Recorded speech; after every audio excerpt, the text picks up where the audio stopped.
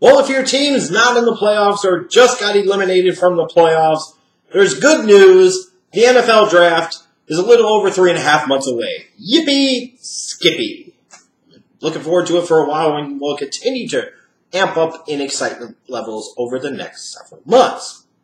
So with the wild card round of the playoffs in the books, I decided to come on here and give you an updated 2018 NFL mock draft, easy for me to say, a 2-round edition, and you can check out all 64 picks in that description box down below. And if you haven't done so already, you probably should click that subscribe button on the way down to reading all said 64 picks. So let's talk a little bit about this mock draft.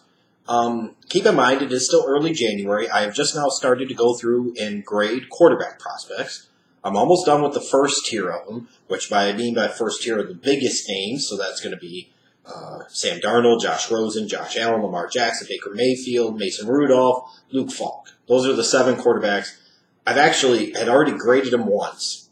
Then I went back and watched everything again, and I'm actually putting the finishing touches on the 3rd time around, so that way I feel really confident about the grades that I've given. Some of them will probably surprise you. I'm really looking forward to this whole 2018 draft cycle over the next few months. This is going to be some hotly contested, hotly debated stuff that we talk about here over the months to come. So keep in mind that when I mock some of these quarterbacks, some of it may be reflective of my rankings, some of it may not be. Some of it is trying to envision what teams might do. Some of it is just playing out a scenario. Some of it is just trolling team fan bases. It could be any number of combinations of those things. So you look at it, and you see that I've got Josh Allen going number 1 to Cleveland. Does that mean he's my number 1 quarterback in this draft? Maybe, maybe not. It seems like it would be a Brownsian thing to do, to take the highest risk, highest reward, highest bust potential quarterback in this draft class. But also when I look ahead to John Dorsey, the general manager for this team coming over from Kansas City, I feel like there's a likelihood that with Kansas City looking probably to move to Patrick Mahomes in 2018, that Alex Smith comes available on the market, and they would use him as kind of a bridge transitional guy. So if you're going to have Smith in there for a year or two to kind of be that bridge transitional guy, do you take a Sam Darnold or Josh Rosen, who maybe are a little more NFL ready, or do you really truly gamble on a guy like Josh Allen or Lamar Jackson? So much to go. We've still got Senior Bowl, we got the Combine, we got pro workouts, individual workouts, all of that stuff still to come. So don't read too much into it just yet. But I've got Allen going number 1 to Cleveland. There is a part of me that feels like the Browns should put out there through their sources or whatever that they're very, very interested in either Darnold or Rosen, potentially both, with this in mind, that the New York Giants are going to be looking for a quarterback picking number 2. And you're going to want to find out, hopefully, which quarterback the Giants are really googly tits for and have googly eyes for. Because if they do, then the Browns could demonstrate a great amount of interest and, as a result, be able to trade back from 1 to 2, get some additional picks, and maybe still be able to get their guy. We'll see how this all plays out. You can see I've got the Giants taking Sam Darnold at 2. It seems like that would be a fit. There's a part of me that thinks that they would maybe fall in love with Josh Rosen, but a lot of it still depends on who's going to be hired as the head coach, and that's the trick of this. Like we know with Cleveland right now who the coach and general manager are, but we don't know what that's going to mean for Cleveland. With the Giants, I have no clue. I know Dave Gettleman is their general manager, but who's their head coach? As of this recording, I do not know, so it's tough to know. I've got the Colts taking Saquon Barkley at 3. I know Jim Irsay put it out there that he wants a running back high in this draft, and that could either be a wise thing to do because it's freaking Saquon Barkley and he's a stud, or it's also a wise thing in terms of leverage. Maybe find a team that is eager for Saquon Barkley, like the Cleveland Browns, who have the Texans pick at number 4, and you can get some additional picks later on in the draft, which you need if you're the Colts, and maybe you don't have such a hard on for Saquon Barkley. But if you do, and you think Luck's going to play at some point in time in 2018, you need to get him a 3-down factor-back difference maker. And Saquon Barkley is that guy. Now, for the Browns at 4, you're probably seeing a lot of mock drafts right now that have Minkah Fitzpatrick, the defensive back from Alabama, and he most certainly makes a world of sense for them. And as I've seen it so far, while I haven't graded him, I've watched a little bit, Fitzpatrick would be close to worthy of that draft slot based off of early impressions. So I would totally understand it. For me, I would go with Bradley Chubb at this moment. Do you imagine pairing Myles Garrett and Bradley Chubb on opposite ends of the defensive line? That's going to cause opposing quarterbacks and offensive coordinators and opposing head coaches fits for the next 8 to 10 years. Give me 2 dynamic edge rushers. Give me 2 big-time defensive ends. And the defensive back position isn't quite as important because teams aren't going to have as much time to throw the football.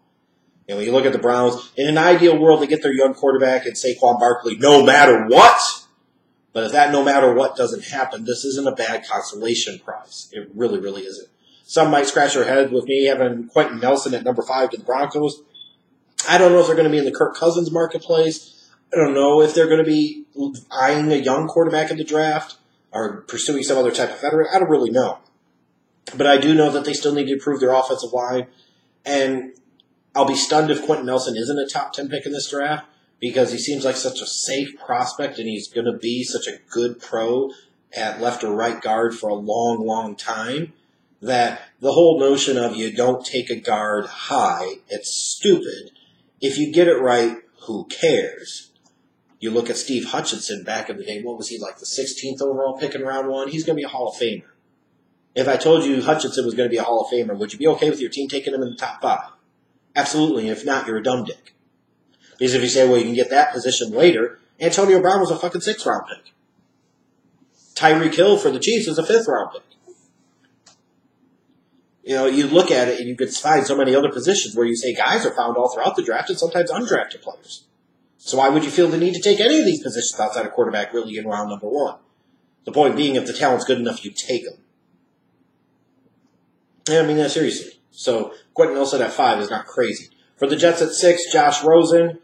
I'm assuming they're going with quarterback. They have to go with quarterback. After 2 years, they haven't even been willing to give Christian Hackenberg any tick. So that tells you just how terrible he is. They've given up on him. I don't give a shit what they said. They need a quarterback. They need a franchise savior. And everybody knows it. I don't know that Rosen's that guy for them, but he would be in a big market, you know, traditional pocket passer. So there's some appeal there for them. The Bucs at 7 getting Fitzpatrick would be a coup. If it's not Chubb, it's Fitzpatrick. To me, at this point, it's got to be one of those 2 guys because they really need help on the defensive side of the ball. Bears fans at number 8 are going to look at me crazy and say, how the hell do you not have them take Calvin Ridley? Look, I understand the need for a wide receiver, and I understand that a lot of people are going to view Calvin Ridley as the number 1 wide receiver in this draft. And I have not made a determination yet over Calvin Ridley, whether or not he is or he isn't. I haven't watched enough, honestly, at this point to be able to make that judgment. In a month from now, I might be banging the table for him. I might be calling him overrated, or I might think it's about the right spot to take him, but they don't need to. Here's what I do know, is that some of the periods of Bears history where they've been the most successful is when they've had a big-time running back, and they've had that force inside at linebacker. And you look at, in recent years, Matt Forte, the running back, Brian Urlacher, the middle linebacker. Back in the day, Walter Payton, Mike Singletary. While they didn't have a lot of team success, you know, the Bears were very noteworthy in the mid to late 60s, because they had Gale Sayers and Dick Butkus. Going back a little bit before that, you had Willie the Wisp Gallimore, Rick Caceres, and then the middle linebacker was Bill George. He's in the Pro Football Hall of Fame. So there's a formula and there's a pattern here. And I feel like they need a defensive playmaker in the middle of that defense. And Roquan Smith could be that dude. The dude is an athletic freak. He can make plays all over the place. To me, he just screams out stud. And I don't see what's so wrong with taking a stud inside linebacker in the top 10. If you think he's going to be that type of difference maker, and you grade him out higher than the wide receiver, you don't draft a wide receiver because of need, period. Which benefits the 49ers here because they take Calvin Ridley at number 9. Get Jimmy Garoppolo some help. That's the name of the game in this offseason between free agency and the draft for the 49ers, period. Daron Payne going 10 to the Raiders. I feel like they could use some help on the interior of the defensive line, but they could go a variety of different directions, frankly. In terms of other notable picks, you'll see I've got Baker Mayfield going to the Cardinals at 15. Right now, at this point, it's really hard for me to gauge what his draft stock is going to be. Because of the fact he's probably going to measure like 6 foot, maybe 6 foot, half an inch.